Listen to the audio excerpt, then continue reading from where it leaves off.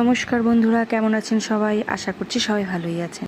জানেন তো, ভালোবাসা এমনই একটা জিনিস, কাউকে বেশি মাত্রায় ভালোবাসলে সে ভালোবাসাটাকে না আর ভালোবাসা বলে মনে করে না।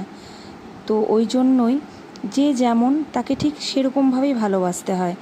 সে যদি বিরিয়ানি হয় তাকে বিরিয়ানির মতনই ভালোবাসতে হবে, কিন্তু সে তো পান্তা ভাত। হ্যাঁ, এখন অনেকে হয়তো বলবে পান্তা ভাত কি লোকে খায় না? নিশ্চয়ই খায়। কিন্তু দেখুন, ভেবে দেখুন, আমরা যদি প্রত্যেক দিন যদি আমরা পান্তা ভাত খাই আমাদের কিন্তু ভালো লাগবে না।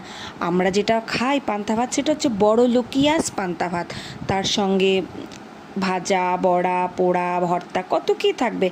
কিন্তু নিত্যদিন যারা প্রতিনিয়ত যারা পান্তা ভাত খাচ্ছে তাদের কথা একবার ভেবে দেখুন, ভালো লাগবে না। তো আমি এটাই বোঝাতে চাচ্ছি যে যে যেমন তাকে ঠিক সেরকমটাই ভালোবাসতে হবে। যে যতটুকু প্রাপ্য তাকে ততটাই ভালোবাসুন। নিজেকে লবণের মতো তৈরি করুন। লবণ যেন কেউ বেশি ব্যবহার না করতে পারে, আবার কমও না ব্যবহার